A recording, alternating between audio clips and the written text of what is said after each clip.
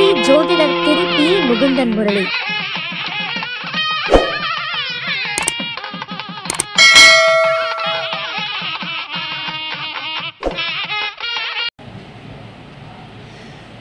ஐயா சொன்னார், நிறைய பரிகாரங்களை சொல்லி பரிசு பெற்றிருக்காருன்னு. நம்ம வாங்கினதெல்லாம் சும்மா சாதாரண பரிசு தாங்க. என்னன்னா, டாக்டர் பட்டம் நான் தேடி வாங்கியதல்ல. டாக்டர் பட்டம் நான் தேடி வாங்கியதல்ல, தானாக வேற ஒரு நாட்டிலேருந்து கொடுக்கப்பட்டது. இந்தியாவில் கொடுக்கலைங்க, இந்தியா விட்டு வேறு நாட்டில் போய் டாக்டர் பட்டம் வாங்கிட்டு வந்தேன். அந்த பெருமை முகுந்தன் முரளி ஐயாவை தான் சேரும். அதை ரெஃபர் பண்ணுறது, இவருக்கு நீங்கள் கொடுக்கலாம், இந்த துறையில் தகுதியானவர் அப்படின்னு சொல்லி அந்த ரெஃபர் பண்ணுறதே பெரிய விஷயந்தான். பாக்கியலட்சுமி அம்மாவுக்கு முதல் மேடை, இனி மேடை ரொம்ப பிஸியாக இருக்கும். என்னென்னா, எனக்கும் தமிழகத்தில் முத பேசின மேடை முகுந்தன் முரளி ஐயாவோட மேடை தான். அதே இந்த மூளை தான். ஏன்னா இந்த மூளை நமக்கு குபேர மூளைங்க. உண்மையாகவே இங்கே பேசின சாதாரண ஒரு ஆட்டோ டிரைவர், நான் இன்றைக்கி சொல்லுவேன், நான் சாதாரண ஆட்டோ டிரைவர் தாங்க. இன்றைக்கி இந்த இடத்துல வளர்ந்துருக்கோம், பிஎம்டபிள்யூ காரில் வர்றோம் அப்படின்னா இந்த ஜோதிடத்துறைக்கு எப்போவுமே என் சிரம் தாழ்ந்த நன்றியை தெரிவிச்சுக்கிட்டே இருப்பேன். இன்னொன்று, நிறைய வாடிக்கையாளர்களை சம்பாரித்து வச்சுருக்கேன். வாடிக்கையாளர்கள் தான் என்னுடைய உயிர் உடல் எல்லாமே. ஏன்னா நான் எந்த ஒரு கிளைண்ட்டை பார்க்க போனாலும் என்னோடய ஃபீஸ் நீங்கள் கேட்டிங்கன்னா மயக்கமே வந்துடும் உங்களுக்கு. இது 2200 ஜாதகம் பார்க்க. ஒரு ஃபேக்ட்ரி விசிட்டு அப்படின்னா அது ஒரு ஃபீஸ் இருக்கும். ஒவ்வொன்றுக்கும் ஒரு ஃபீஸ் வச்சுருப்பேன். நிறைய விஷயங்களை சொல்லுவேன். எப்படின்னா, தாந்திரிக பரிகாரங்கள் மூலியமாக தான். ஜோதிடம் முருகன் மாதிரி, தாந்திரிகம் விநாயகர் மாதிரி, அவ்வளோதான் வித்தியாசம். புரியுதுங்களா? வேதங்களை நன்கு அறிந்தவன் முருகன், வேதங்களை ஏமாற்ற தெரிந்தவன் விநாயகர். ஏன்னா அங்கே பிள்ளையார் பிடிச்சி வச்சா தான் நீங்கள் ஹோமமே ஸ்டார்ட் பண்ண முடியும். என்ன விஷயம்னாலும் பிள்ளையார் சொல்லி போடணும். அதுதான் தாந்திரிகம். நீ தந்திரமாக இருந்தால் தான் ஜெயிக்க முடியும், இல்லைன்னா ஜெயிக்க முடியாது. சார், நான் ஒரே நேர் ரோட்டில் தான் போவேன். அப்படி நேர் ரோட்டில் போவேன்னா இந்தியாவில் இருக்கக்கூடிய எந்த ரோடுமே நேராக இல்லை. ஏன்னா டிரைவர் ஒரே மாதிரி நேர் ரோட்டில் போனால் தூங்கிடுவான். அதனால தான் வேகத்தடை, டோல்கேட்டு, வளைவான ரோடுகள், மேடு, பள்ளம் எல்லாமே வச்சுருப்பான். எதுக்குன்னா, சென்ட்ராக ஏதாவது ஒரு இடத்துல ஒரு அதிர்வுகள் இந்த மாதிரி விஷயங்கள் இருக்கணுன்றதுக்காக. அப்போது தாந்திரிகத்தை எப்படி எடுத்துக்கலாம் ஜோதிடத்தில்? ஜோதிடத்தில் கிரகமாக தானே எல்லாருமே பார்க்குறீங்க. நட்சத்திரமாக தாந்திரிகத்தை யாராவது பார்த்துருக்கீங்களா? நட்சத்திரமாக யாருமே பார்க்குறதில்ல. நட்சத்திரமாக நான் எப்படி பார்ப்பேன் அப்படின்னா, ஒருத்தர் என் பேச்சு பிடிக்கல, எந்திரிச்சு போயிட்டார். ஏன் சார்? சார், நான் பேசுறது பிடிக்கலையா? வடிவேல் சொன்ன மாதிரி இவன் பாட்டுன்னு கத்திக்கிட்டு இருக்கான்டா. சரி, கேட்டால் கேட்போம், இல்லைன்னா எந்திரிச்சு போயிடுவோம். அந்த மாதிரி, சரிங்களா? ஏன்னா வேதத்தில் சொல்லியிருக்க விஷயமும் நட்சத்திரத்தை அடிப்படையில் தான் சொல்லியிருப்பாங்க. கிரகங்கள் அடிப்படையில் சொல்லுவாங்க, பட் கிரகங்களை சாஸ்திரமாக வச்சுருப்பாங்க, நட்சத்திரத்தை வேதங்களாக வச்சுருப்பாங்க. நம்ம 4 வேதம் தான் சொல்கிறோம், இந்த 27 நட்சத்திரம்னு சொல்கிறோம். ஆனால் மாந்தியை யாராவது பார்த்துருக்கோமா? மாந்தியை ஒரு நட்சத்திரமாகவும் குறிப்பிட்டதில்லை, ஒரு கிரகமாகவும் நம்ம குறிப்பிட்றதில்லை. ஆனால் ஒரு மனிதன் தன் வாழ்க்கையில் வெற்றி பெறணும் அப்படின்னா மாந்தியை பிடிச்சா போதும். மாந்தி யாருமே பிடிக்கிறதில்ல. ஏன்னா நம்மளுடைய தமிழர்கள், நம் முன்னோர்கள் மாந்தியை சொல்லி கொடுக்கல. மாந்தி ஆபத்தானது, அழகானது. அழகு வேணுமா, ஆபத்து வேணுமா? நமக்கு அழகு தானே வேணும், ஆபத்து வேண்டாம்ல. ஆனால் மாந்தியில் ஏன் அழகானதுன்னு நம்ம சொல்கிறோம் அப்படின்னா, மாந்தி எங்கெங்கெல்லாம் நிற்கிது, எந்தெந்த வீட்டிலலாம் இருக்குது. மொத்தமே 7 வீடா 9 வீடா? சார், நமக்கு பிரபஞ்சம் கொடுத்துருக்குறது 7 வீடு கொடுத்துருக்கா, 9 வீடு கொடுத்துருக்கா? 7 வீடு தானே சார் கொடுத்துருக்கு. 2 பேருக்கு வீடு இல்லையே. மாந்திக்கு வீடு கிடையாது. எதுக்கு? ராகுக்கு கிடையாது, கேதுக்கு கிடையாது, மாந்தி கிடையாது. ஆனால் மொத்தமே நம்ம கொடுத்துருக்குறது பிரபஞ்சம் 7 வீடு தான். அதில் 2 வீட்டுக்கு உயிர் கிடையாது, 5 வீட்டுக்கு மட்டும்தான் உயிர் இருக்குது. அந்த உயிர் இல்லாத வீடு எதை சொல்லுவீங்க? இந்த 7 வீட்டில்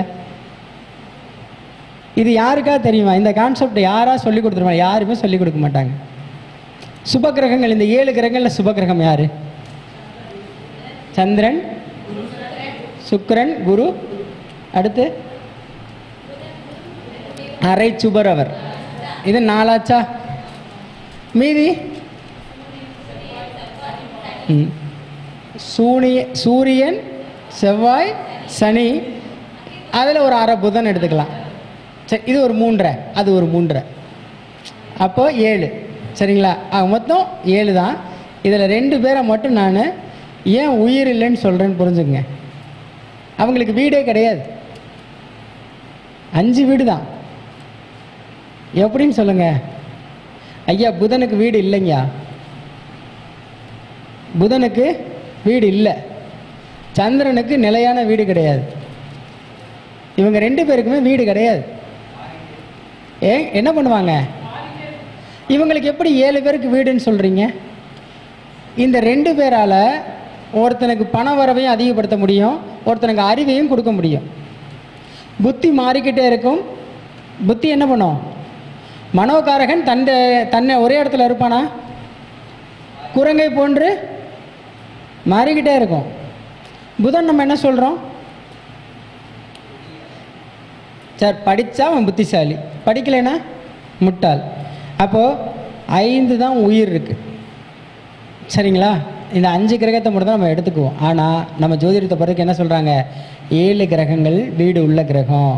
இந்த 7 கிரகம் நல்ல கிரகம், 2 கிரகம் வந்து நல்ல, அது இல்லை இது இல்லைன்னு 1000 சொல்லுவாங்க. ஆனால் இந்த 7 பேரை மெயின்டைன் பண்ணுறது யார் தெரியுமா? ராகுவும் கேதுவும் தான். இந்த 7 பேர்த்த மண்டையில் அடித்து உன் தசாபதி போடான்னு சொல்லும். ஹேய் போய் உன் வேலையை பாரு. இப்படி 7 கிரகத்தை விரட்டுற கிரகம் யாருன்னா இவங்க 2 பேர் தான். ஜோதிடத்தில் இந்த உண்மையை தெரிஞ்சுக்கணும் முதல்ல. அப்போ தான் கிரகத்தை உங்களால் ஏமாற்ற முடியும். கிரகத்தை ஏமாற்ற முடியும். அப்போ தான் மக்களுக்கு பரிகாரம் கரெக்டாக சொல்ல முடியும். புரியுதுங்களா? அப்போது நல்லா தெரிஞ்சுக்கங்க. மாந்தி சொன்னேன்ல, ஃபஸ்ட்டு டாப்பிக்கில் மாந்தி சொன்னேன்னா, இப்போ மாந்தியை இந்த 7 கிரகத்துக்குள்ளே ஒவ்வொரு வீட்லேயும் உட்கார வைக்கணும். 7 நாட்களாக உட்கார வைங்க. 7 நாட்களாக மாந்தியை எடுத்துக்கொள்ளுங்கள். ஞாயிறு, திங்கள், செவ்வாய், புதன், வியாழன், வெள்ளி, சனி. ஆரம்பிக்கும்போது எப்போவுமே நாட்களை எண்ணும்போது என்ன பண்ணணும்னா ஞாயிறுலேருந்து தான் ஆரம்பிக்கணும். இல்லை திங்கள், செவ்வாய், புதன், வியாழன், வெள்ளின்னு சொல்லக்கூடாது. அவனுக்கு புத்தி மழுங்கிவிடும். ஞாயிறு தான் ஆரம்பிக்கணும். என்றைக்குமே கிழமைன்னு ஆரம்பிச்சிங்கன்னா உங்கள் வாயிலிருந்து ஞாயிறு திங்கள்னா வரணும், சூரியன் சந்திரன் தான் வரணும். அப்போது 7 கிழமைகளாக மாந்தியை எடுத்துக்கொள்ளணும். 7 கிரகங்களாக மாந்தி கீழே வச்சுக்கணும். இதை வச்சுட்டிங்க அப்படின்னா உங்களோட தசாபுத்தி தனியாக எடுத்துக்கணும். தசாபுத்தியை தனியாக எடுத்துக்கணும். இப்போ இங்கே யாருக்கு என்ன தசை வருது? யாராவது ஒருத்தர் சொல்லுங்கள். என்ன சொல்லுங்க? சனி தசை புத்தி. சுக்கிரன் சனிக்கிழமையில் வந்து சனி எடுத்துக்கிடுவோம். சுக்கிரனுக்கு வெள்ளிக்கிழமை எடுத்துக்கிடுவோம். கீழே மாந்தி எழுதிக்கிங்க. சனிக்கிழமை எழுதிக்கிங்க, வெள்ளிக்கிழமை எழுதிக்கிங்க, மாந்தி எழுதிக்கிங்க. சரிங்களா? இப்போது உங்களுக்கு மாந்தி எங்கே இருக்குன்னு நினைக்கிறீங்க? நான் சொல்கிறேன். நீங்கள் நல்லா கேட்டுங்க. இப்போது வெள்ளி சனி, நீங்கள் சனி தசை சுக்கிர புத்தி. சரிங்களா? உங்களுக்கு மாந்தி கடகத்துக்கு அப்புறம் இருக்கும். கரெக்டா? கடகத்துக்கு முன்னாடி இருக்காது. இல்லை. இதை எப்படி சொல்ல முடியுது? ஆமாம், கடகத்துக்கு அப்புறம் தானே. புரியுதா? ஏன்னா மேஷத்திலேயோ ரிஷபத்திலேயோ மிதுனத்திலேயோ கடகத்திலேயோ உங்களுக்கு மாந்தி இருக்காது. இதுதான் வந்து 5 பிரசன்னம். 5 எவ்வளோங்க? 10 கூட்டினா சூரியன். சூரியன் யாருக்கு பகை? அதே தான். அப்போ சனி தசை சுக்கிர புத்தி. அப்போ எங்கே இருப்பார்? மகரத்திலேயோ கும்பத்திலேயோ இருப்பார். கடகத்துக்கு இங்கிட்டு தான் இருப்பார். புரியுதா? ரொம்ப அழகாக எடுத்துட்டோமா? கிழமையை வச்சு எடுத்தோமா? மாந்தியே கிளம்பி வச்சு எடுத்தோம். அப்போ இந்த மகரத்தில் மாந்தி இருந்தால் என்ன பண்ணிக்கலாம்? ஏன்னா தொழில் பண்ணி தோற்று போவாங்க. இல்லை, கும்பத்தில் உங்களுக்கு மாந்தி இருந்தாலும் இந்த மகரத்தில் மாந்தி இருக்கவங்கள சொல்கிறேன், தொழில் பண்ணி தோற்று போவாங்க. ஏன்னா அப்போ வீட்டில் மயம் இருந்தால் எப்படி தான் நடக்கும்? சனியினுடைய மகன் தானே மாந்தின்றோம், சூரியனுடைய மகன் தானே சனி. புரியுதுங்களா? சூரியனோட மகன் தானே யமனு. இந்த மாந்தியினுடைய இன்னொரு இடம் இருக்குது, என்ன தெரியுமா? எமின்னு ஒன்று இருக்குது தெரியுமா? சனியினுடைய மகள் தெரியுமா? யாராவது கிரகங்களுக்குள்ள கட்டங்களுக்குள்ள எமியை பார்த்துருக்கீங்களா? அவள் தான் காலதேவி. புரியுதா? காலனுக்கு காலதேவி அவ தான். இதை பார்த்தீங்க அப்படின்னா எங்கே இருக்கும் அப்படின்னா நல்லா தெரிஞ்சுங்க, மாந்தி இருக்கக்கூடிய வீட்டிலேருந்து 3வது வீடோ அல்லது 4வது வீட்லேயோ எமி டச் ஆவா, அந்த வீட்டில் பெண் குழந்தைங்க வாழ்க்கை கஷ்டப்படும். ஏனால் அவள் திருமணம் கஷ்டத்தில் தான் முடியுது. சூரியனை திருமணம் பண்ணிக்கிறார், அந்த திருமணம் பிரச்சனையாக தானே ஆகுது.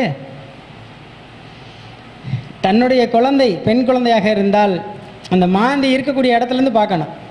ஆனால் இப்போ பிரசன்னன்னு பார்க்க போகிறீங்க, மாந்தி என்ன பண்ணுவாங்க? யாருமே மாந்தியை பார்க்க மாட்டீங்க. அன்னைக்கு உள்ள பிரசன்னம் அப்போ உள்ள பிரசன்னம் தான் பார்ப்பீங்க. இப்போ 5:10 டைமு, எக்ஸாக்ட் டைம் சொல்லணும்னா 5:07. 5 புதன் எடுத்துக்கலாம், 7 கேதுன்னு எடுத்துக்கலாம். புதன் கேது இணைவு, சரிங்களா? ஜாதகத்தில் இந்த புதன் கேது இணைவு இருக்குது அப்படின்னா மேலே சூரியன் இருக்கணும், இல்லை கீழே சூரியன் இருக்கணும். பக்கத்து கிரகம் தானே, மேலே சூரியன் இருக்கணும், இல்லை கீழே சூரியன் இருக்கணும்.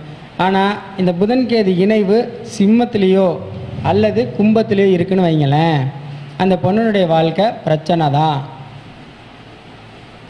கண்டிப்பாக பிரச்சனை தான். தைரியமாக அடிச்சு விடலாம். ஏப்பா லவ் பண்ணியாப்பா, பிரச்சனையாகி வாழாமல் வந்துட்டியாப்பா. ஆக்சுவலாக இன்றைக்கி ஒரு கிளைண்ட்டை நான் பார்த்துட்டு வர வழியில் அவங்களோட ஜாதகத்தை சொல்கிறேன். அவங்களுக்கு லக்னம் வந்து தனுசு லக்னம், தனுசு லக்னம், ராசி வந்து பார்த்திங்கன்னா மேலே மிதுன ராசி விழுகுது. அப்போ நான் அவங்கள்ட்ட சொல்கிறேன், பார்த்துட்டேன் தனுசு லக்கணம்னே, சரி லக்கணம் வந்து நெருப்பு வீடு. உள்ளே போகிற அவங்க வீட்டுக்கு வாஸ்தெல்லாம் பார்த்து முடிச்சுட்டு பீரோக்குள்ளே ஒரு 15 எலுமிச்சை பழம் இருக்கான்னு கேட்டேன். அவங்க என்ன சொல்லிட்டாங்க? இல்லைன்ட்டாங்க. அப்போ நம்ம என்ன பண்ணுறோம்?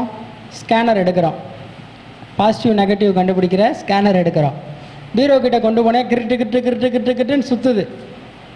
பாசிட்டிவ் இருந்தால் சுத்தாது, நெகட்டிவ் இருந்தால் சுத்தம். உள்ளே இருக்குங்க அப்படின்னு. ஆமாம் சார், கோயிலுக்கு போகிற எலுமிச்சை பழம்லாம் கொண்டு வந்து அங்கே தான் சார் வைப்போம். புரியுதா? நெகட்டிவை எப்படி கண்டுபிடிக்கிறோன்னு பாருங்கள். இப்போது இந்த மாந்திக்கு தான் இவ்வளோ விஷயத்தை நான் சொல்கிறேன். மாந்தியை பற்றி தெரியாதனால சொல்லிகிட்டு இருக்கேன். அங்கே தான் பார்த்தேன், அந்த பொண்ணுக்கு ஜாதகத்தில் மாந்தி இருக்கக்கூடிய வீடு சிம்ம வீடு. புரியுதுங்களா? அப்போது சூரியனுடைய பேரன் தானே. ஆமாங்க, சூரியனுடைய பேரன். அப்போ 3வது ஜென்ரேஷனு. அப்போ அந்த வீட்டில் 3வது தலைமுறை பாதிக்கப்படணும்ல. புரியுதா? சின்ன விஷயந்தான். இதுக்கு என்ன சார் ரெமெடி? ஒன்றும் செய்யக்கூடாது. அந்த பொண்ணை நல்லா குளிப்பாட்டி, சரிங்களா, கோயில் வாசலில் ஒரு 1 hour பிச்சை எடுக்க விடுங்க. ஒரு புது செப்பல் வாங்கி ஒரு வயசான பெண்மணி கொடுத்துட்டு வாங்க. அந்த தோஷ நிவர்த்தி ஆயிரும். அந்த பொண்ணோட திருமண வாழ்க்கை நல்லாயிருக்கும். சின்ன விஷயந்தான், ரொம்ப தூரம் சுற்றக்கூடாது. ஒன்றும் இல்லை, ஒவ்வொரு இடத்துலையும் மாந்தி இருந்தால் என்ன பலன்னு நமக்கு ஜாதகத்தில் சொல்லியிருப்பாங்க. இன்றைக்கி எல்லாமே யூடியூப் போட்டாலும் வந்துடும், நெட்டில் போட்டாலும் வந்துடும். ஆனால் மாந்தி இருக்கக்கூடிய இடமும் தன்மையும்னு ஒன்று இருக்குது. நமக்கே ஜாதகத்தில் அத்தை, மாமன், சித்தி, சித்தப்பா அப்படின்னு இருக்கும்போது கடவுளுக்கு இருக்காதா? இதை உருவாக்குனது கடவுள் தானே. சூரியனுக்கு பேரை இருக்கக்கூடாதா? 2 பொண்டாட்டி கட்டினவனுக்கு இப்போ புள்ள இல்லைன்னா என்ன அர்த்தம்? புரியுதுங்களா? அப்போது சூரிய குடும்பம் தான் இது, சூரிய குடும்பம் தான். இதை யாருமே உள்ளார்ந்து பார்க்கறது இல்லை. தசாபதி வச்சு சொல்லிடுறது, தசாபதி இது நடந்தால் இது நடந்துடும், இந்த தசை நடந்தால் இது நடந்துடும், இந்த தசை நடந்தால் இது நடந்துடும். அது எப்படி நடக்கும்? நமக்கு எழுதியிருந்தால் நடக்கும். சார் நானும் பில்கேட்ஸும் எங்கள் 2 பேர் ஜாதகமும் ஒரே ஜாதகம் தான் சார். நான் இந்நேரம் பில்கேட்ஸ் ஆகணுமா ஆகக்கூடாதா? ஏன் சார் ஆகலை? கிட்டத்தட்ட நெருக்கி அந்த மாதிரி ஒரு ஜாதகம். இப்போ சூப்பர் ஸ்டாருக்கும் என் நண்பருக்கும் ஒரே மாதிரி 12 பிறந்திருக்காரு. அவர் சூப்பர் ஸ்டார் ஆகணும்ல, ஆக மாட்டார். என்ன எழுதியிருக்கோ அதான் நடக்கும். அதெல்லாம் மாற்ற முடியாதுல்ல. கர்மான்னு ஒன்று இருக்குல்ல. சரி, எந்த ஜோசியராது எம்எல்ஏ, எம்பி, மந்திரி, முதலமைச்சர், பிரதமர், ஜனாதிபதி, ஆளுநர் இந்த மாதிரி பதவியில் இருந்திருக்காங்களா? ஒரு ஜோதிடரை காட்டுங்க. ஏன் ஆகலை சார்? அவங்கவுங்க தசாபுத்தின்னு ஒன்று இருக்குல்ல சார். சார், இயல்பாக பார்க்கணும் முதல்ல ஜோதிடத்தை, பயந்து பார்க்கக்கூடாது. இன்னொரு 10 வருஷம் கழித்து பார்த்தீங்கன்னா ஜோதிடத்துக்குன்னே ஒரு பெரிய காலேஜ் இருக்கும். அதை போய் படிச்சுக்கலாம், அதில் டிகிரி வாங்கிக்கலாம். அவ்வளோதான். வாங்கிட்டு நம்ம தலையெழுத்து என்ன நம்ம பார்த்துக்கலாம், தனக்கு தானே பரிகாரம் பண்ணிக்கலாம். இப்போ ஃபோன் வந்துருச்சு. கிட்டத்தட்ட ஒரு 10-20 கார்பரேட் கம்பெனி ஜோதிடத்தை பற்றி கிளாஸ் எடுக்குது. ஜோதிடத்தை நீங்கள் பேசுனீங்கன்னா உங்களுக்கு காசு கொடுக்குது. அஸ்ட்ரோடாக் அது இதுன்னு சொல்லி 4-5 கார்பரேட் ஜோதிடத்துக்குள்ளே வர ஆரம்பிச்சிருச்சு. உங்களே நீங்கள் வளர்த்துக்கணும். மக்கள் வந்து எதை விரும்புவாங்க அப்படின்னா 100 கோயில்களை விரும்ப மாட்டாங்க. ஒரே ஒரு பரிகாரம் சொல்லு, அதில் அவனுக்கு சக்ஸஸ் ஆகணும். நீ பொன்னி அரிசியில் சோறு போடுறியோ இல்லை பழைய சோறு போடுவியோ, இல்லை எனக்கு அந்த சோறே இல்லாமல் என்னை பட்னியாக இருக்க சொல்லுவியோ, ஆனால் ஒரு பரிகாரம் சொன்னாலும் அதை பெஸ்ட்டாக சொல்லு. புரியுதுங்களா? இதுதான் எல்லாருக்கும் தேவை. மேடம் டைம் ஆயிடுச்சு போல, கிளம்பிட்டாங்க, டாட்டா. பார்த்தீங்களா, நான் பேசும்போது இப்படி 300 பேர் இருக்கிறது நினைக்கும்போது ரொம்ப பெருமையாக இருக்குது. சரிங்களா? பரவாயில்ல. மற்ற பெரிய பெரிய ஜாமான் பேசும்போது கூட இவ்வளோ கூட்டம் இல்லை. எனக்காக உட்காந்துருக்கீங்கல்ல, அதை நினைக்கும்போது ரொம்ப பெருமையாக இருக்குது. எங்க பூரா பொய்யுங்க, மொத்தமே 50 பேர் தான் இருக்காங்க. சரியா? ஆட்கள் தேவையில்லை. இங்கே உட்காந்து கேட்கணும்ல. இன்றைக்கி யூடியூப் சேனல் இருக்குது, MM ஆன்மீக கலசம் இருக்குது, போட்டு கேட்டால் வரப்போகிறேன். நிறையா கிட்டத்தட்ட ஒரு 5-6 சேனலில் பேசுகிறேன். ஆனால் கரெக்டாக பேசணும், நிறைய விஷயங்களை மக்களுக்கு கொடுக்கணும். சரி, நம்ம ஸ்டைலில் 2-3 பரிகாரம் கொடுப்போமா? எல்லாருக்கும் தெரிஞ்சது தாந்திரிகம் அப்படின்னு. தாந்திரிகத்தில் பணத்தேவை எல்லாருக்கும் தேவை. சார், எனக்கு பணம் வரணும், இல்லையா என் வேலை நல்லா நடக்கணும். அப்போ என்ன நம்ம பரிகாரம் பண்ணிக்கலாம்? ஒன்றும் இல்லைங்க. பணத்தை நம்ம ஒரு கிரகமாக சொல்கிறோம். சிறு பணத்தை ஒரு கிரகம், பெரும் பணத்தை ஒரு கிரகம்னு சொல்கிறோம். இந்த 2 கிரகமே பார்த்தீங்கன்னா பங்காளியே, தேவகுரு, அசுரகுரு. உங்களுக்கு இன்னும் தெளிவாக சொல்லணும்னா குரு, சுக்கிரன். இந்த 2 பயலுக்கு நல்லா இருக்கணுமோ இல்லை கெட்டு போகணுமோ அது அப்பாற்பட்ட விஷயம். ஆனால் இவங்க எல்லாருக்கும் மத்தியில் சந்திரன் நல்லா இருக்கணும். சந்திரன் நல்லா இல்லைன்னா காசு வருமா? டெய்லி நாட்கள் நகண்டா தான் பணம் வரும். அப்போ என்ன பண்ணணும் அப்படின்னா, நம்ம என்ன தொழில் பண்ணுறோமோ அந்த தொழிலில் இருந்து ஒரு நல்லா கேட்டுங்க, மஞ்சள் பச்சை இந்த 2 நூலையும் இணைச்சிடணும். இணைச்சி ஆள்காட்டி வரல இப்படி சுற்றணும். எவ்வளோ நேரம் அப்படின்னு பார்த்தா ஒரு 2 மினிட்ஸில் எவ்வளோ உங்களால் சுத்த முடியும் சுற்றிடணும். சுற்றிட்டு என்ன பண்ணணும், இப்போ அது எந்த மாற்றமும் இல்லை. ஓகேவா? இப்போ என்ன பண்ணணும்னா அந்த நூலை இப்படி சுற்றணும். சுற்றிட்டு மறுபடியும் என்ன பண்ணணும், அந்த நூலை ரிவர்ஸில் இப்படி எடுக்கணும். 108 தடவைலாம் இல்லை, கொஞ்சம் சுற்றினா போதுங்க. கை வந்து ரொம்ப சுற்றினா ரத்தம் இதுவாயிரும். சரியா? டைட்டாக சுற்றக்கூடாது, சும்மா லூஸாக சுற்றிட்டு சுக்கிர ஓரையில் சுற்றிட்டு குரு ஓரையில் அவுக்கணும். அப்போ என்ன, இது ஒரு சுழற்சி தான்.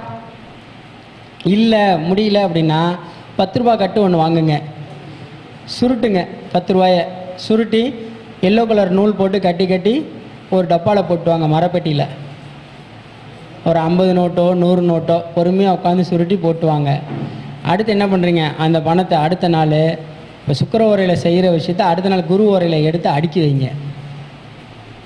கண்டிப்பாக பணம் வரும். சிம்பிளான வேலை தான். ஆனால் இது நிறைய பேர் செய்ய மாட்டாங்க.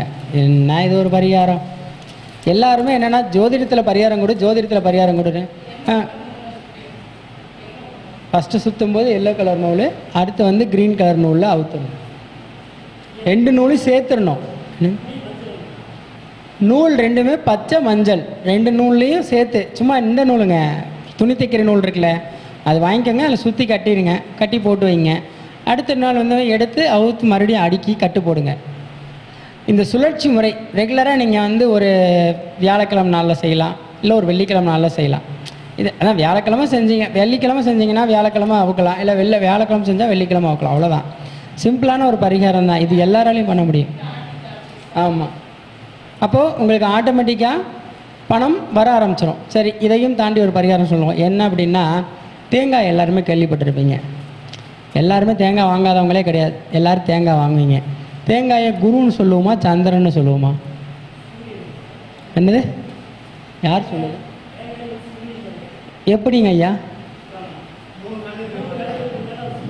கண்கள் இருக்கிறனால சூரியன், சரிங்களா? உள்ள தண்ணி இருக்கிறனால சந்திரன், குண்டா இருக்கிறனால குரு, வெட்டுனா செவ்வாய், திருவுனா சுக்கிரனு, திருவி இனிப்பை போட்டால் சுக்கிரனு, அரைச்சா ராகு, கறிக்குழம்புல போட்டால் கேது.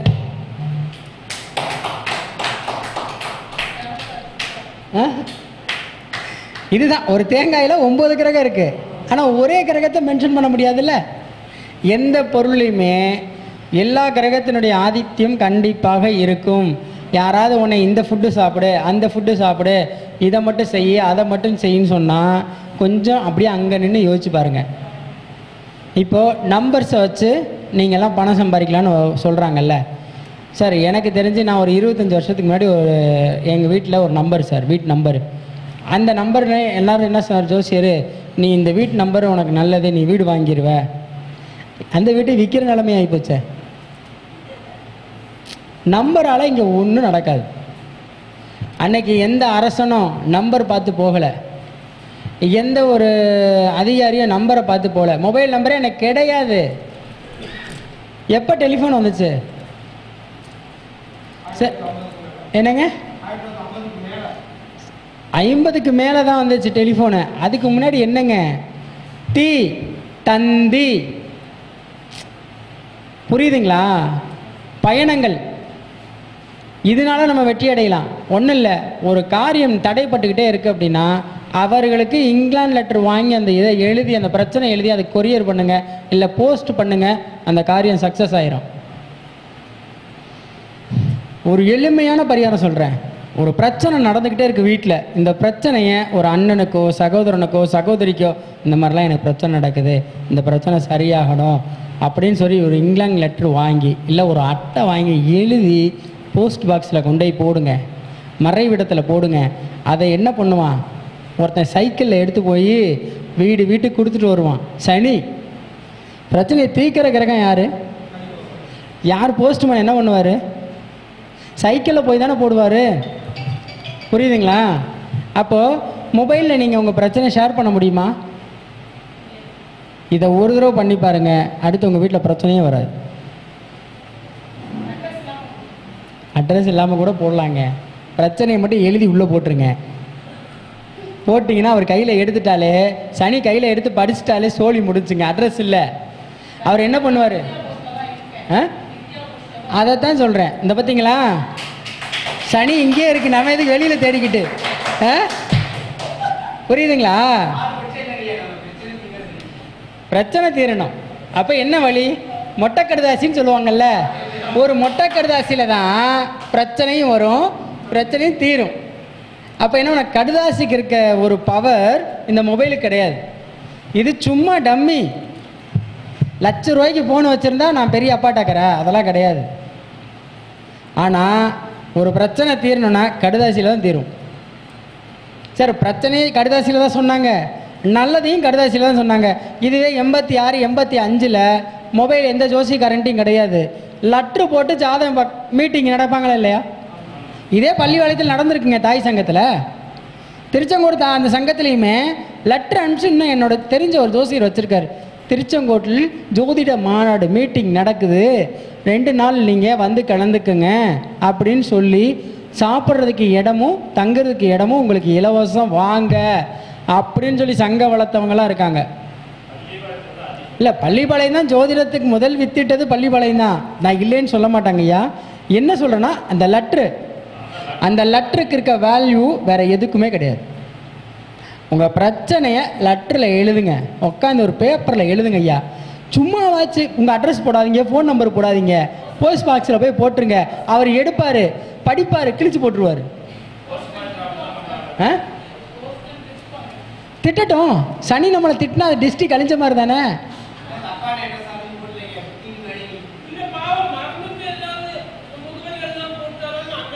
அவர் அதுலேயே இருப்பார். ஐயோ எவ்வளோ பிரச்சனையில் இருக்கானே, புரியுதுங்களா, அட்ரஸ் எழுதாமல் விட்டானே, அவன் பிரச்சனை சரியாகணும் இறைவா அப்படின்னா அது வேண்டிக்குவான்ல.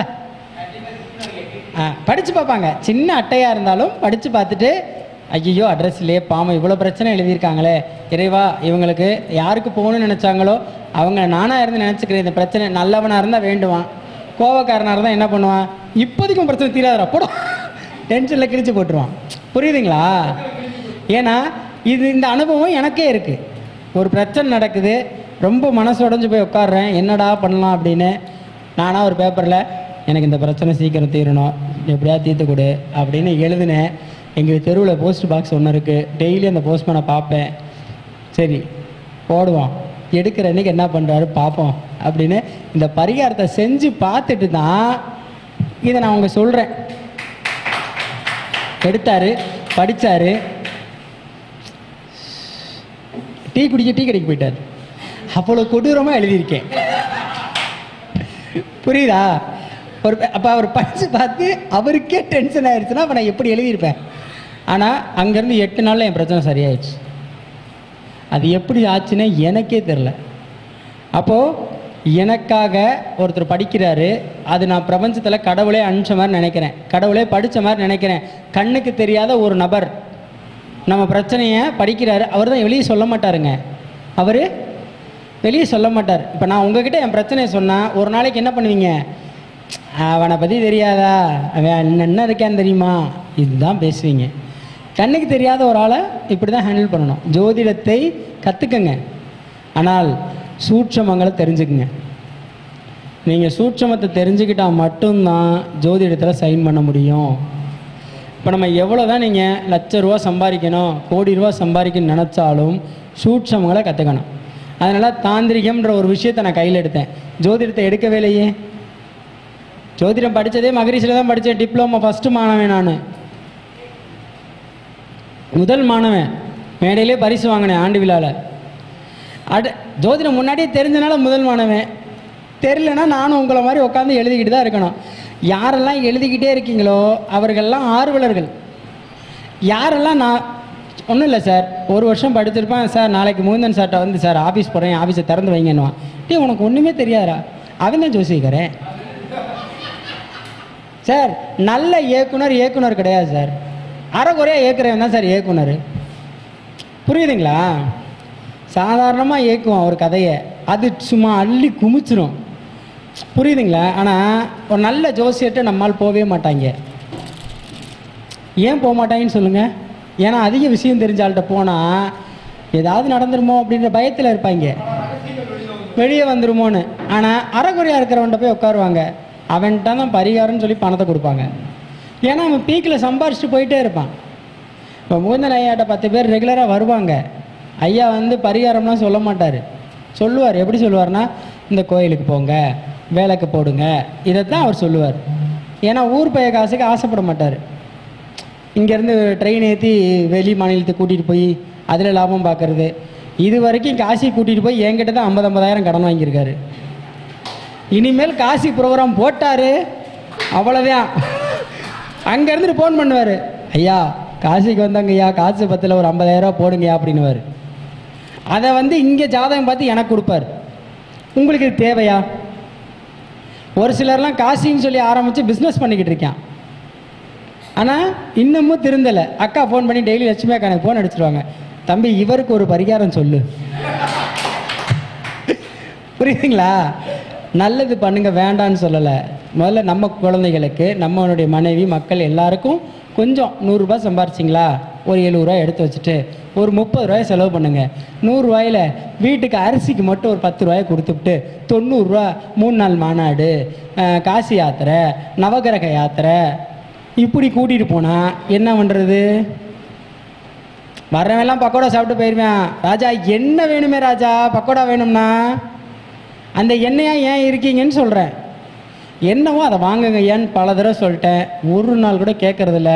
இனிமேல் முகுந்தன் ஐயா ஃபோன் பண்ணி காசு கேட்டால் சத்தியமாக கொடுக்க போகிறதில்ல. ஆமாம், காசிக்கு போயிட்டு இனிமேல் காசு கேட்கக்கூடாது. இல்லை, போகும்போதே வாங்கிட்டு போயிடுறார், பார்த்தீங்களா வேற. அப்போது நம்மளுடைய வாழ்க்கையில் ஒரு சில விஷயங்களை அழகாக மாற்றணும். பரிகாரங்கள் மூலிமா நிறைய விஷயங்கள் பண்ணிக்கலாம். இப்போ பண தேவைக்கு சொன்னோம்ல, குழந்தை பேர், இது ரொம்ப முக்கியமான பரிகாரம். என்ன அப்படின்னா, எல்லாருக்குமே குழந்தைன்றது ஒரு பிரச்சனை தான்.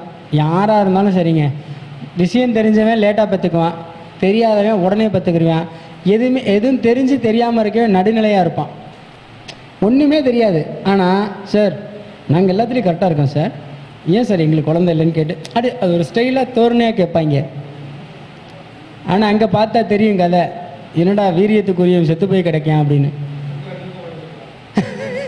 வீரியத்துக்குரியவன் செத்து போய் கிடப்பான். அங்கே பார்த்தா அந்த அம்மாவுக்கு அதுக்கு மேலே பிரச்சனை இருக்கான், சந்திரன் பிரச்சனையாக இருப்பார், நீர் கட்டி பிரச்சனை இருக்கும். இது ரெண்டுமே இருக்கும். ஆனால் இவங்க ரெண்டு பேர் குழந்தை இல்லை இதை ப்ரோக்ராம்லேயே இருப்பாங்க. அது மட்டும் இல்லாமல் நிறைய பேர் கல்யாணம் பண்ணுறது, பாலமுருகன் ஐயா சொன்னார் ஒரு சில நட்சத்திரங்கள்னால பிரச்சனை வரும்னு.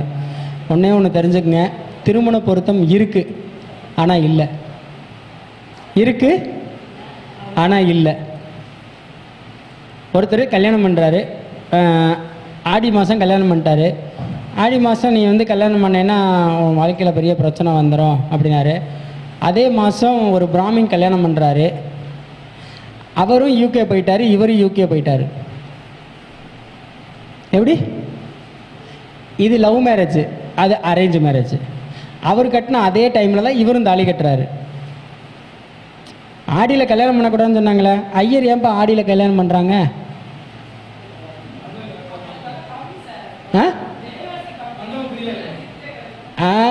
யார் அது?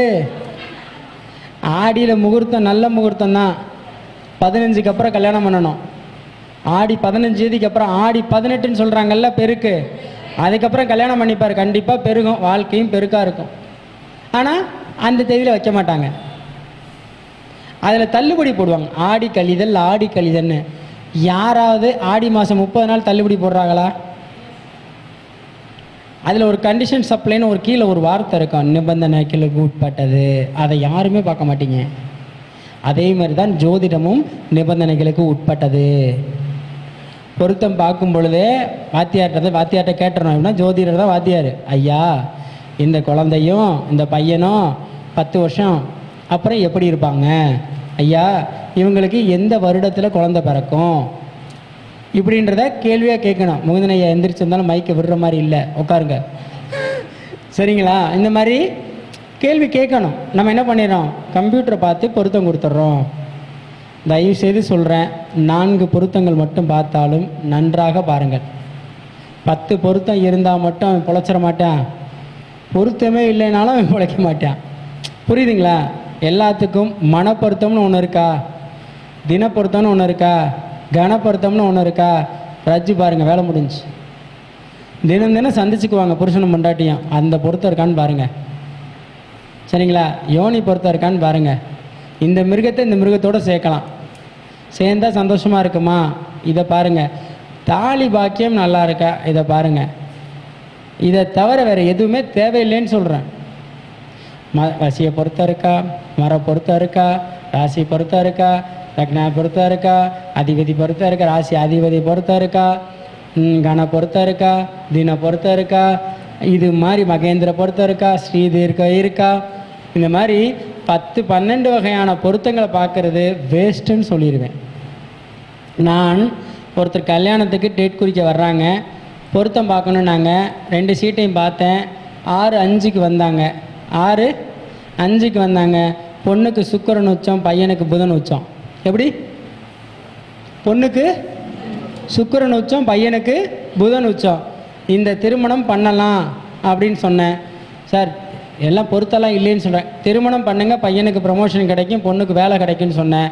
திருமணமான 60 நாளில் பொண்ணு ஐடி கம்பெனியில் வேலைக்கு சேர்ந்துட்டா. அதே கம்பெனியில் பையன் ப்ரமோஷன் வாங்கிட்டான். இந்த இடத்துல ஜோதிடம் உண்மையாயிடுச்சா இல்லையா? பொருத்தம் இல்லை அப்படின்னு நான் சொல்லலை, அது என் வாதமும் இல்லை. பொருத்தம் இருக்கையா, 4 பொருத்துகளை தவிர மற்ற எந்த பொருத்தமும் இல்லை. உண்மை தான்.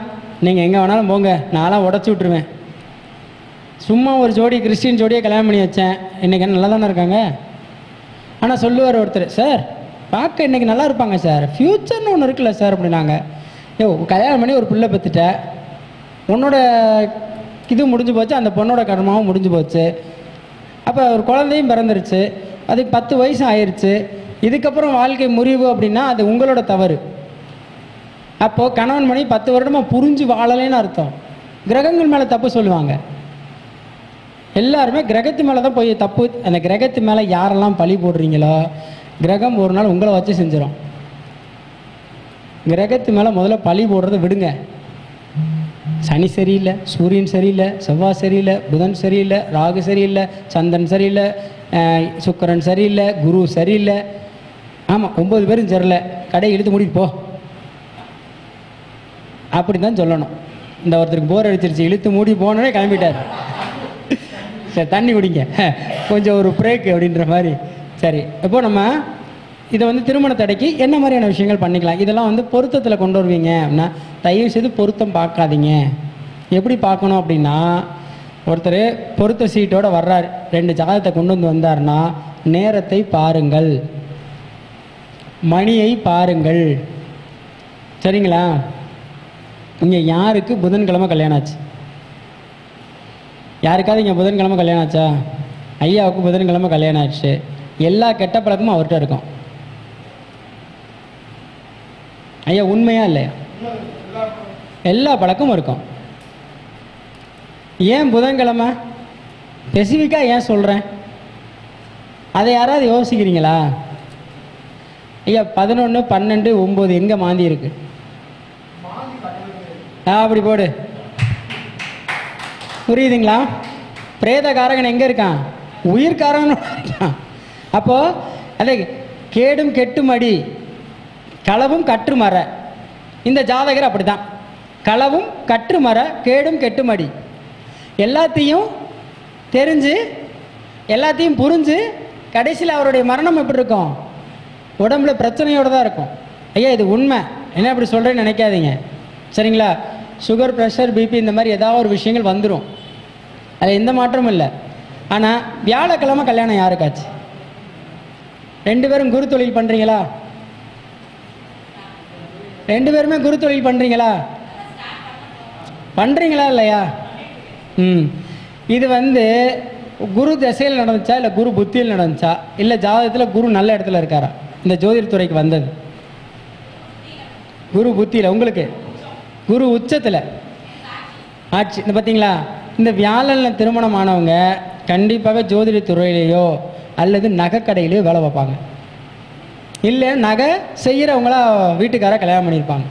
பெண்கள் ஆண்களாக இருந்து வியாழக்கிழமையில் திருமணம் ஆகிருந்துச்சுன்னா அவர் நல்ல பொசிஷனில் வாத்தியாராக இருப்பார், இல்லை ஒரு காலேஜில் பிரின்சிபாலாக இருப்பார். இந்த மாதிரி விஷயங்கள் வியாழக்கிழமையில் நடந்தவங்களுக்கு நடக்கும். சரிங்களா? வெள்ளிக்கிழமை யார்? இருதார யோகம். திருமணம் தடையாகி வந்துச்சுங்களா ஐயா? திருமணம் லேட்டாக நடந்துச்சா? கரெக்டில் வெள்ளிக்கிழமை திருமணம் நடந்தாலே முதல் ஒன்று பார்த்து தடையாகி அதுக்கப்புறம் 2வது தான் நடக்கும். வெள்ளிக்கிழமை எல்லாம் பேசிக்கிட்ட போய் அதுக்கப்புறம் முடிஞ்சிடும். அடுத்து 2வது டக்குன்னு முடிஞ்சிருக்கும். புரியுதுங்களா? எதிர்பார்த்துருக்க மாட்டீங்க. ஸோ ஒன்றுனா வர்றேன், 7 நாள் இருக்குல்ல, இந்த வர்றேன், இந்த வரேன். அடுத்து சனிக்கிழமை யாரு கல்யாணம் ஆச்சு? மேக்ஸிமம் சனிக்கிழமை யாருமே கல்யாணம் வைக்க மாட்டீங்க. சரிங்களா? ஆனால் ஞாயிற்றுக்கிழமை நிறைய பேர் வைப்பீங்கள்ல. இந்த ஞாயிற்றுக்கிழமை கல்யாணம் வச்சவங்க பூரா வீட்டுக்காரம்மாவுக்கு அடிமையாக தான் இருப்பாங்க. வீட்டுக்காரம்மா சொல்கிறத கேட்பாங்க. அவங்களுடைய தொழிலுக்கு இடைஞ்சல் பண்ண மாட்டாங்க. என்ன வேணாலும் பண்ணு, நீ என்ன வேணாலும் பண்ணுன்னு சப்போர்ட் பண்ணுவாங்க. அதுவே பெண்ணாக இருந்தால் இந்த ஞாயிற்றுக்கிழமை என்னென்னா மல்டிபிள் டேலண்ட்டாக இருப்பாங்க, ஆனால் வீட்டில் அமைதியாக இருப்பாங்க. எல்லா விதத்துலேயும் எல்லாத்தையும் சாதிக்கக்கூடியவங்களாக இருப்பாங்க, ஆனால் வீட்டில் சில மாதிரி இருப்பாங்க. நல்லா படிச்சிருப்பாங்க. சார் படிச்சிருக்காங்களா? யார் கேட்டது? சண்டே கரெக்டாமா? கரெக்ட். ஓகே. அடுத்து என்ன கிழமை இருக்குது? திங்கக்கிழமை யார் இங்கே கல்யாணம் பண்ணவங்க இருக்கீங்க? அந்த வந்துட்டார்ல, ஏண்டா கல்யாணம் பண்ணேன், பேசாமல் பிரம்மச்சாரியாகவே இருந்திருக்கலாமடா. கரெக்டா இல்லை? இந்த சிந்தனை கல்யாணம் பண்ண ஒரு வருடத்துலேயே வந்திருக்கும். கம்முன்னு இப்படியே இருந்திருக்கலாம். ஏன்னா அவ்வளோ வழிகளை இந்த திங்கக்கிழமையில் திருமணம் பண்ணவங்க சந்திச்சிருவாங்க. ஒரு நிலையான இடத்துல இருக்கவே முடியாது, ஓடிக்கிட்டே இருக்கணும். ஓடிக்கிட்டே இருக்கீங்களா ஐயா? சட்டி முட்டி தூக்கிக்கிட்டே இருக்கணுன்ற மாதிரி தூக்கிக்கிட்டே இருக்கணும். திங்கக்கிழமை கல்யாணம் பண்ணால் புதன்கிழமை பண்ணவங்களுக்கு சொன்னோம்ல, அந்த மாதிரி நம்ம திருமணத்துலேயுமே கிழமைகள்னு ஒன்று இருக்குது. மேக்ஸிமம் நான் எல்லாருக்கும் சொல்கிறது என்னென்னா, திங்கக்கிழமை திருமணம் பண்ணாதீங்க. என்னங்க? அதுக்கு முடிவே கிடையாது. இதுக்கு ஒரு எண்டே இல்லையா? வடிவேல் மாதிரி விவேக் சொல்ல, ஓடினேன் வாழ்க்கையின் எல்லை வரை ஓடினேன், கடைசியில் கடல் இருந்ததால் திரும்பி வந்து விட்டேன்ற மாதிரி இதுக்கு எண்டே கிடையாது. கடைசியில் சந்திரன் தானே கடல். அதான் விவேக் சொல்லிட்டாரு, கடைசியில் கடல் இருந்துச்சு, வேற வழியில் திரும்பி வந்துட்டேன், வீட்டுக்காரமாட்ட வந்து அடி வாங்கிக்கிற வேண்டியதான். புரியுதுங்களா? அப்போது ஒவ்வொரு பரிகாரங்களையும் ரொம்ப ஆழமெல்லாம் யோசிக்க வேண்டாம், சிம்பிளாக எடுங்க. தார் ரோடுனா ராகு, ரோடுனா ராகு, பயணம்னா சனி, மேலே போகிற வண்டி சனி, செவ்வாய் ராகு, இல்லைன்னா ராகு சனி தொடர்பு இருக்குது ஜாதகத்தில். என்ன பண்ணிக்கலாம்? இந்த வண்டி வாகனங்களை போய் க்ளீன் பண்ணுறோம் பார்த்தீங்களா, அந்த ரோட்டில் அரசு வாகனங்களை துடைக்கலாம் ஈர துணியில். இதனால் என்ன பயணம் அப்படின்னு பார்த்தீங்கன்னா, நின்ற வருமானம் வந்துடும், மறுபடியும் புதுசாக வருமானம் வரும். ஐயா பொன்னாடை என்னது? ஆமாம், வாய்ப்பில்லை ராஜா, காசு போட்டு வாங்கிட்டு வந்திருக்கேங்க, பள்ளியில் மாநாட்டில் போய் வாங்கிட்டு வந்திருக்கேன். உண்மையை சொல்லாதீங்க. ஆமாம், எனக்கு வேணாம் உங்கள் சுக்கிரன், நான் முடிக்கலை. சரிங்களா? குழந்தை எதுக்கு? இந்த சனி ராகு பிரச்சனை. அவங்க என்ன பண்ணுன்னா, அரசு வாகனங்களை ஈர துணியால் தொடச்சி விட்டா நின்ற வருமானம் இல்லை நின்ற பணம் வரும். என்ன பண்ணுறீங்க? சுத்தம் பண்ணுறீங்களா? அங்கே வேலை செஞ்சிருவாரா? அப்போது கஷ்டப்படுத்தக்கூடிய சனி கூட நன்மை செஞ்சிருவார். ஏன்? அரசுனா சூரியன். அந்த வாகனம் வந்து நம்ம துடைக்க போகிறோம், சனி தந்தையை மகன்கிட்ட கேட்டு சுத்தம் பண்ணுறோம். அப்போ மகனை ஒரு அதிகாரத்தில் இருக்கக்கூடியவங்க நமக்கு ஒரு கையெழுத்து போடணுன்னா கூட கையெழுத்து போட்டுருவாங்க. அப்பாவுக்கு பாத பூஜை பண்ணலாம், சிம்பிளான வழி தான். புரியுதுங்களா? சரி, செவ்வாய் ராகு இருந்தால் ஜாதகத்தில், யாருக்கெல்லாம் செவ்வாய் ராகு ஜாதகத்தில் இருக்கோ அவங்க பழனியும் மதுரை பாண்டி முனீஸ்வரர் கோயிலும் போகணும். எப்படி அப்படின்னா, நேராக பாண்டி முனீஸ்வரர் கோயிலுக்கு போயிட்டு பழனி போயிட்டு வீட்டுக்கு போயிடணும். சனி பாண்டி, சரிங்களா? சரி, ராகு பாண்டி, ஏன்னா பிரம்மாண்டமான கோயில், பிரம்மாண்டமாக தான் இருப்பார். இப்படி அப்போது அங்கே போயிட்டு வந்துட்டு பழனி போனீங்கன்னா ஒரு நன்மை நடக்கும். ஏன்னா அதெல்லாம் ரொம்ப வருஷமான கோயில்கள். 6 மாதம் 5 மாதம் 5 வருடத்தில் கோயில் கட்டினதெல்லாம் உண்மையாகவே ஆகம விதிப்படி இருக்காது. நம்ம வீடில் வாஸ்து சொல்கிறீங்கல்ல, வாஸ்துனா என்னன்னு யாருக்குமே தெரியாது. ஓ, அளந்து பார்க்குறதா வாஸ்து நினச்சிட்டு இருக்கீங்க. ஒரு வாஸ்து பூர்த்தி பண்ணணும் அப்படின்னா குறைஞ்சது 180 நாட்கள் ஆகும். மாடு இத்தனை நாள் படுக்கணும்னு இருக்கு, குதிரை இத்தனை நாள் நிற்கணும்னு இருக்கு, யானை இத்தனை நாள் அங்கே வந்து இருக்கணும்னு இருக்கு. புரியுதுங்களா? கர்ப்பிணி ஆட்டுக்குட்டி இத்தனை நாள் அங்கே இருக்கணும்னு இருக்கு. இந்த மாதிரி 180 நாள் அந்த இடத்துல இதெல்லாம் நிப்பாட்டி அதுக்கப்புறமேல் வாஸ்து பார்த்து அங்கே தான் வீடு கட்டணும். இதுதான் வாஸ்து. அளக்கிறதெல்லாம் வாஸ்து இல்லை, பூஜை முறைகள் தாங்க வாஸ்து, நம்ம முன்னோர்கள் கொடுத்தது. வீடு கட்டுறதுக்கு முன்னாடி அந்த நிலத்தில் இந்த மாதிரி விஷயங்களை பண்ணணும். 6 மாதம் பிளான் பண்ணணும்.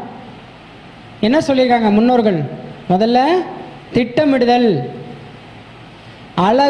அளந்து வீடு கட்டுது திட்டமிடுதல் அல்ல.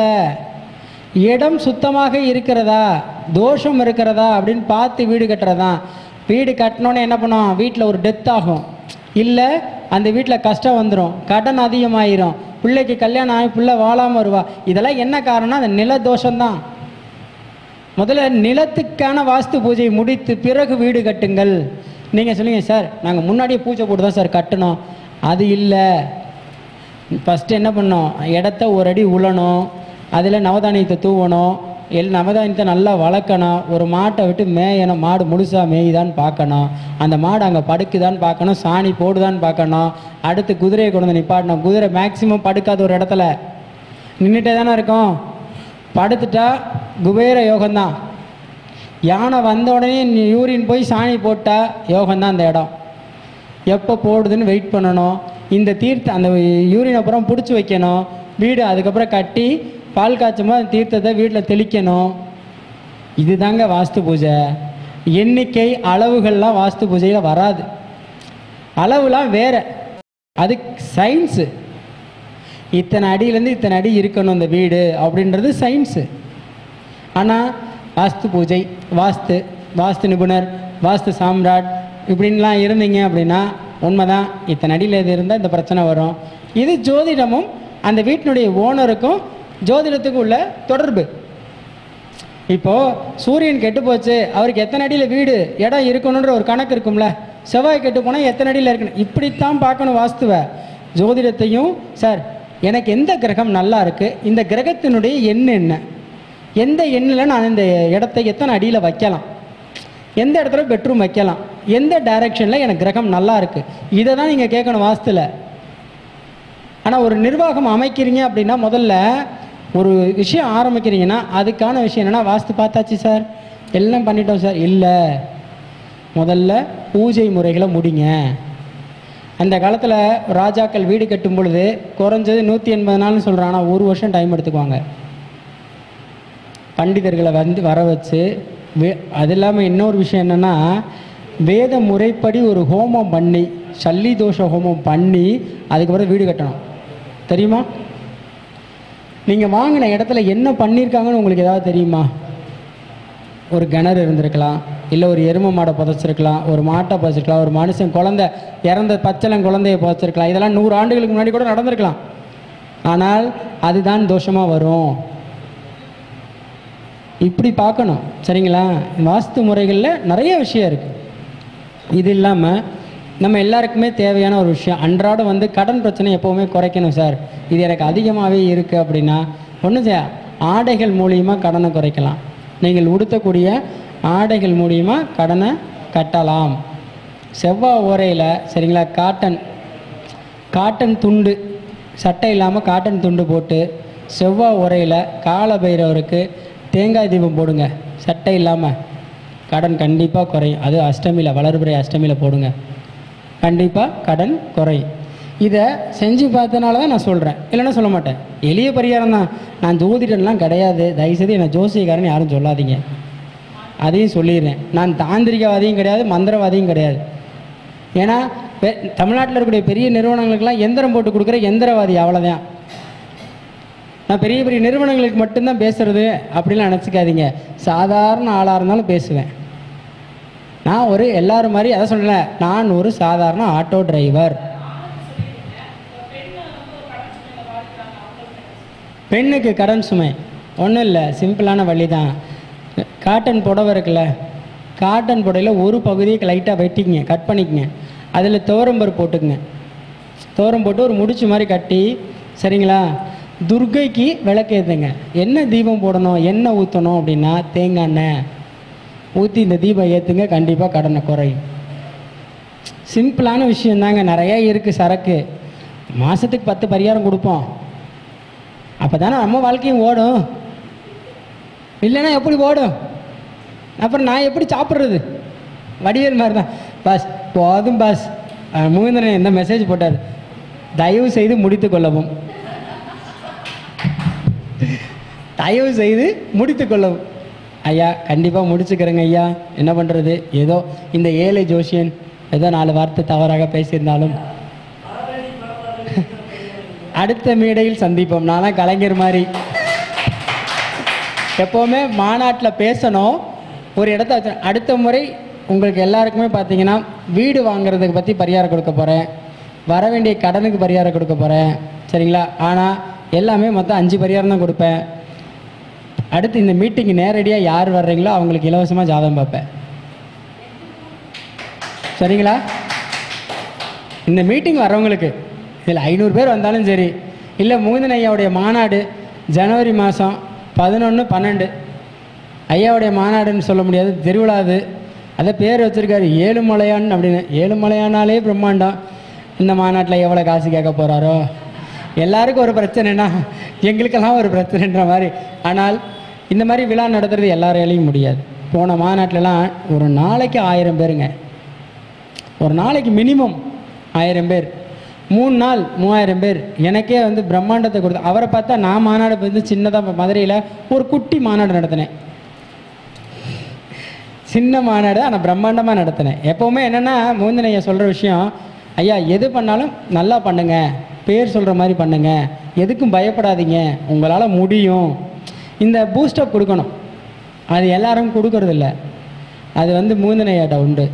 யாராக இருந்தாலும் சரி, யாரையும் புறம் பேச தெரியாது. ஒருத்தன் அவரை பற்றி தப்பாக பேசினா கூட, ஐயா விடுங்கய்யா, அவனே ஒரு நாளைக்கு அவனை அசிங்கப்படுத்திக்குவான்.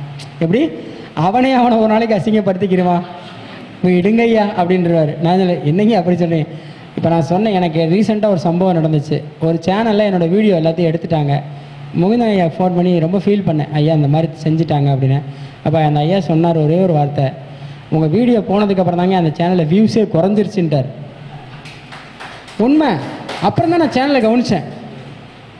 ஐயா நீங்கள் சித்திரை நட்சத்திரம், சிம்ம லக்கணம், அப்போ ஒரு இடத்துல சித்திரை நட்சத்திரம் ஒளி வீசக்கூடிய நட்சத்திரம், அதை நம்ம வெளியே ஏற்றிட்டா அந்த இடத்துல ஒளி இருக்குமா? நீங்கள் வெளியே வந்துட்டீங்க, சோழி முடிஞ்சுன்ட்டாரு. மகன் சொன்னோன்னே எனக்கு மனசு ரொம்ப குளிர்ந்து போச்சு. மக நட்சத்திரம் சொல்லுதில்ல, அதனாலங்க நீங்கள் எதை பற்றி வருத்தப்படாதீங்க, நம்ம சேனலில் பேசுங்கன்னார். என்ன யூடியூப் சேனல் ஆரம்பிக்க சொன்னார். ஆனால் சேனல் கூடிய விரைவில் ஆரம்பிக்க போகிறேன். தினம் ஒரு தாந்திரிக பரிகாரம் வரும், ஷார்ட்ஸு டெய்லி வரும், பார்த்து பயனடைஞ்சிக்கலாம். என்னோடய யூடியூப் சேனல்னாலே மேக்ஸிமம் தெரியும். நான் ஏன்னா இவ்வளோ நாள் வேணான்னு தான் இருந்தேன். இந்த சேனலை ஆரம்பிக்கிறதுக்கு காரணமும் இந்த மகரிஷி ஜோதிட ஆராய்ச்சி அறிவத்தினுடைய தலைவர் முகுந்தன் முரளி தான். எனக்கு மேலும் மேலும் பிரச்சனையை உண்டு பண்ணிக்கிட்டே இருக்காரு. நான் சும்மா இருந்தாலும் எங்கள் வீட்டுக்காரம்மாவுக்கு ஃபோன் பண்ணி, தங்கச்சி சீக்கிரம் சேனல் ஆரம்பிச்சு விடுமா, உங்கள் வீட்டுக்காரர் பிஸி ஆக்குமான்றாரு. இப்போ என்னன்னா அண்ணன் தங்கச்சி பேசி என்னையை வச்சு செய்கிறாங்க. இனிமேல் நான் சொல்லிட்டேன், காசிக்கு போனாலும் எனக்கு ஃபோன் பண்ணக்கூடாது, மாநாடு நடத்தினாலும் ஃபோன் பண்ணக்கூடாதுன்னு சொல்லிட்டேன். ஏன்னா உரிமை எல்லாத்தையும் எடுக்க முடியாதுங்க. இன்றைக்கி முகுந்தனுக்கு ஒன்று அப்படின்னா மதுரையிலேருந்து ஒரு பெரிய படையே வரும், 50 பஸ் நிறைய ஆள் வரும். அது எங்களால் முடியும். எங்கள் அப்பா சொல்கிற வார்த்தை, பணபலம் தேவையில்லை மகனே, படைபலம் தேவை. அது முகுந்தன் சம்பாரித்து வச்சுருக்காரு. பணத்தை சம்பாதிக்கல மனுஷன், படைபலத்தை சம்பாரித்து வச்சுருக்காரு. அவரோட மீட்டிங்கில் அவரால் 3 நாளில் 3000 பேரை உட்கார வைக்க முடியும். தமிழ்நாட்டில் எந்த ஜோசியக்காரனாலும் அது முடியாது. செஞ்சுட்டாங்கன்னா அவங்க என்ன சொன்னால் நான் கேட்டுக்கிறேன். ஏன்னா போடும்போதே ஷீல்டுக்கு 4000, நீங்கள் என் வகுப்பில் படித்து விட்டு மாணவர்கள் பணம் மாணவர்களுக்காக, ஜோதிடர்கள் பணம் ஜோதிடர்களுக்காகலாம் சொல்ல தெரியாது. பள்ளி பாலத்தில் ஒரு இப்போ ஃபேஸ்புக்கில் ஏமாற்றும் ஜோசியர் வந்துச்சு, நான் சொன்னேன், அதே ஆளுக்கு திருப்பி ரிப்ளை பண்ணேன், நீ யார் என்று ஒருவரை நிரூபித்து விட்டால் உனக்கு 5 லட்சம் தரேன்னு. அந்த ஆளை சாட்சியோடு கொண்டு வா, 5 லட்சம் தர்றேன். ஏன்னா ஒரு ஃபேஸ்புக்குன்றது சமூக வலைதளம்ல, அது தவறான விஷயங்களை எப்போவுமே சொல்லக்கூடாது. நீனும் அதே தொழிலில் தான் இருக்க, அது நிறைய பேருக்கு தெரியாது. ஜோதிடம் வந்து அரசியலம் காட்டி ரொம்ப மோசமானது. அன்பான சகோதரிகளே, நீங்கள் ஜோதிடத்துறைக்கு வர்றது நினைக்கும் போது ரொம்ப சந்தோஷமாக இருக்குது. கவனமாக இருங்க, ரொம்ப கவனமாக இருங்க. நல்லவர்களும் பயணிப்பார்கள், கெட்டவர்களும் பயணிப்பார்கள். ஆனால் உங்கள் கவனம் ஜோதிடத்தில் மட்டும்தான் இருக்க வேண்டும். சரிங்களா? நிறையா எவ்வளோ ஆன்மீக நேயர்களே, இந்த வியூஸ் எனக்கு 50,000 பேர் கொண்டு வரணும் சொல்லிட்டேன். சரிங்களா? ஏன்னா காசு எனக்காக இல்லை, எனக்கு வியூஸ் நீங்கள் அதிகமாக போகிறது எதுக்காகனா, அவர் சொல்லிட்டார், இந்த வருடம் யூடியூப்பில் வந்த வருமானத்தை மாநாட்டுக்கே செலவழிக்க போகிறேன்னு சொல்லிட்டாரு. அதனால் கொஞ்சம் வியூஸ் அதிகமாக வாங்க. என் பரிகாரத்தை பார்த்து நீங்கள் பண்ணலைனாலும் பரவாயில்ல, அவருக்கு வியூஸ் வரட்டும். அது மூலிமா வரக்கூடிய ஜோதிடருக்கு நல்ல விஷயம் நடக்கட்டும். ஆன்மீக கலசத்தை சப்ஸ்கிரைப் பண்ணுங்கள். ஏன்னா இது வரைக்கும் நான் சொன்னதில்லை. இன்றைக்கி ஏன் சொல்கிறேன் அப்படின்னா, வருடம் ஒரு 25 லட்சம் 30 லட்சம் செலவு பண்ணி மாநாடு ஏன் நடத்துகிறாருன்னு தெரில. 2 பொம்பளை பிள்ளை வச்சுருக்காரு, ஒரு பையன் இருக்குது. சொத்து சேர்க்கறதை விட்டு ஏன் இப்படி வெட்டி செலவு பண்ணுறாருன்னு தெரில. இருந்தாலும் ஜோதிடர்களுக்கு நலனுக்காக வாழ்கிற உண்மையான தலைவன் முகுந்தன் முரளி தான். அவருக்கு நம்ம எப்போவுமே கடமைப்பட்டிருக்கோம். அவருக்கு எப்போவுமே கடமைப்பட்டிருக்கோம். என்ன விதமான கடமை? என்னை மேடை ஏற்றி அழகு பார்த்தவர், என்னை மட்டும் இல்லை பல ஜோதிடர்களை மேடை ஏற்றி அழகு பார்த்தவர். ஒரு நாள் கூட அதுக்காக இவ்வளோ கொடுங்க அவ்வளோ கொடுங்கன்னு கேட்காத ஒரு மாமனிதர். இவருக்கு தாயா விருது கொடுக்கணும். சும்மா இருக்கிறவனை பூரா விருது கொடுக்குறீங்க கூப்பிட்டு. தயவு செய்து இவருக்கு ஒரு விருது கொடுங்க. தமிழ்நாடு அரசு சீக்கிரமாக இவருக்கு ஒரு விருது கொடுக்கணும்னு நான் வேண்டிக்கிறேன். சரிங்களா? கண்டிப்பாக நடக்கும், கண்டிப்பாக வாங்குவார். இன்றைக்கி சொல்கிறேன். இன்றைக்கி என்ன நட்சத்திரம்? என்ன நட்சத்திரம்? சித்திரை சொல்லுது. ஜென்ம நட்சத்திர நாளில் நான் ஒரு விஷயத்த சொல்கிறேன். கண்டிப்பாக அவருக்கு மிருகசீரிஷம் நல்ல நட்சத்திரம் தானே, கண்டிப்பாக நடக்கும். சிறந்த ஆன்மீக சேவையாளர்னு சொல்லி விருது தமிழ்நாடு அரசே கொடுக்கும். அறநிலைத்துறையிலே கிடைக்கும், சொல்ல முடியாது, நடக்கலாம், கண்டிப்பாக நடக்கலாம். சரிங்களா? இந்த வாய்ப்பை ஏற்படுத்தி கொடுத்த அன்பு சகோதரன் முகுந்தன் முரளி ஐயா அவர்களுக்கும் மற்றும் இவ்வளோ நேரம் என் பேச்சை கேட்ட 100 நபர்களான உங்களை எல்லாரையும் பாதம் பணிந்து வாழ்த்துக்களை தெரிவித்துக் கொள்கிறேன். ஏன்னா இவ்வளோ நேரம் உட்காந்து கேட்டீங்கல்ல, எவனோ ஒருத்தன் கத்துறான்னு கேட்காம உங்களில் ஒருத்தனாக கேட்டீங்கல்ல, அதுவே எனக்கு பெரிய சந்தோஷம். இந்த மாதிரி வருடம் வருடம் இல்லை, மாதம் மாதம் ஒரு வாய்ப்பு கொடுத்தாருன்னா இந்த ஏழை ஜோதிடன் வந்து 4 வார்த்தை நல்ல வார்த்தை சொல்லிட்டு போவேன். சரிங்களா? வாழ்க வளமுடன். ஐயாவனுடைய மாநாட்டுக்கு முக்கியமான ஒரு அன்பளிப்பை தருவேன். முதல் அறிவிப்பு எப்போவுமே நம்மளதாக தான் இருக்கும். சரிங்களா? ஒரு முக்கியமான ஒரு விஷயத்த இந்த தடவை மாநாட்டில் செய்யலான் இருக்கோம். அது சர்ப்ரைஸாக வச்சுருக்கோம். சரிங்களா? இங்கிலீஷ் கொஞ்சம் வளருதுங்க, முதல்ல இங்கிலீஷ் கிளாஸ் போகணும். யார் நல்ல கிளாஸ் எடுக்கிறீங்க? வாழ்க வளமுடன். அனைவருக்கும் அனைத்தும் கிடைக்கட்டும். இயன்றது செய்வோம், இல்லாதவருக்கு அருள் பெரும் ஜோதி தனிப்பெரும் கருணை, அருள் பெரும் ஜோதி தனிப்பெரும் கருணை. லேட்டாக வந்தாலும் லேட்டஸ்டான கருத்துக்களை சிரிக்க வச்சு சிந்திக்க வச்சு சிறப்பான ஒரு கருத்துக்களை வந்து ஐயா அவர்கள் பதிவு செஞ்சுருக்கிறாரு. உண்மையிலுமே நம்முடைய யூடியூப் சேனலில் தொடர்ந்து பேசக்கூடிய ஒரு விஷயத்தில் வந்து பார்த்திங்கன்னா அதிகமாக பேசி வியூவர்ஸ் வந்து அதிகமாக நிர்வாகத்தை தவிர அதிகமாக பேசுகிறது யாருன்னா பிரகாஷ் ஐயா மட்டும்தான். நம்ம இதில் எடுத்து பார்த்தீங்கன்னா தெரியும், நிர்வாகத்தை தவிர வெளியிருந்து வரக்கூடிய நபர்களை நம்ம வந்து அதிகமாக ஒரு மாதம் விட்டு ஒரு மாதம் வந்து நம்ம பிரகாஷ் ஐயா அவர்கள் வந்து நம்முடைய எம்எம் ஆன்மீக கலசம் சேனல்லையும் நம்முடைய மகரிஷி ஜோதிட ஆராய்ச்சியத்துடைய மாதாந்திர கருத்தரங்கமும் மிக சிறப்பான முறையில் நடைபெற வேண்டும் அப்படின்ற ஒரு கருத்துக்களை வந்து மதுரையிலிருந்து போக்குவரத்து செலவு பண்ணி இந்த அளவுக்கு வந்து நிறைய விஷயத்த கொடுத்துருக்கிறாரு. உண்மையிலுமே வந்து பார்த்திங்கன்னா ஆரம்பத்திலேருந்து இன்னைக்கு வரைக்குமே ஒரு ஆத்மாத்மான ஒரு உணர்வோட ஒரு குடும்ப உறவோட மிக சிறப்பான முறையில் ஐயா அவர்கள் தொடர்ந்து பயணித்து கொண்டு இருக்கின்றார். உண்மையிலுமே ஒரு வெளிப்படையாக பேசக்கூடிய நபர், ஒரு உரிமையோட ஒரு உறவோடு பேசக்கூடிய நபர் அப்படின்ற ஒரு நட்பு கிடைக்கின்றது சாதாரண ஒரு விஷயம் இல்லை. அந்த மாரி ஒரு அற்புதமான ஒரு நட்பு எனக்கு இந்த மாரி ஒரு நட்பை உருவாக்கி கொடுத்த பிரபஞ்சத்துக்கு முதலில் இந்த நேரத்தில் மனமார்ந்த ஒரு நன்றியை வாழ்த்தையும் தெரிவித்துக் கொள்கின்றேன். இந்த மாரி ஒரு சிறப்பான ஒரு கருத்துக்களை பதிவு செய்த நம்முடைய டாக்டர் பிரகாஷ் ஐயா அவர்களுக்கும் மனமார்ந்த ஒரு நன்றியும் வாழ்த்தையும் தெரிவித்துக் கொள்கின்றேன். அதேமாரி ஏழுமலையான் ஜோதிட திருவிழா அப்படின்றத பெயர் சூட்டப்பட்டு இருக்கிறது. ஒவ்வொரு ஆண்டும் ஒரு அடையாளம், அதாவது எல்லாரும் மாநாடு நடத்துகிறாங்கன்றத ஒரு, ஆனால் எங்கே நடத்துகிறாங்க ஏது நடத்துகிறாங்கன்னு தெரியாது. ஆனால் திருவிழான்றது எங்கே நடத்துகிறாங்க அப்படின்னு கேட்டால் பள்ளிபாளையம் தான் சொல்லணும். அதுதான் ஜோதிட திருவிழாக்குன்ற ஒரு அங்கீகாரமும் ஒரு அடையாளமும் நம்ம உருவாக்க வேண்டும். நிறையா மாணவர்கள் பார்த்து கொண்டிருப்பவர்கள், ஜோதிடர்கள் பார்த்து கொண்டிருப்பவர்கள் அனைவருக்குமே வந்து இந்த அற்புதமான இந்த மாநாட்டில் கலந்து கொண்டு சிறப்பிக்குமாறு உங்களை அன்புடன் கேட்டுக்கொண்டு இப்போடைய நம்முடைய டாக்டர் பிரகாஷ் ஐயா அவர்களுக்கு சிறப்பு செய்ய இருக்கின்றது. பொன்னாடை போற்றி சிறப்பு செய்ய இருக்கின்றது உங்களுடைய கைத்தட்டலோடு.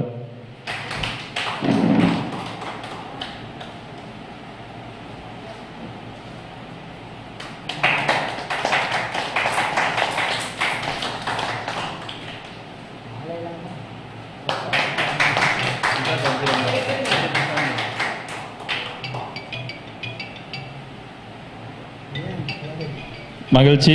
அடுத்தபடியாக நம்முடைய கரூர் சூரினார் சுந்தரராஜன் ஐயா அவர்கள் சிறப்புரையாற்ற இருக்கின்றார்கள். ஏன்னா இன்னைக்கு காலையில் ஒரு 2 மணி நேரம் கரண்ட் கட்டு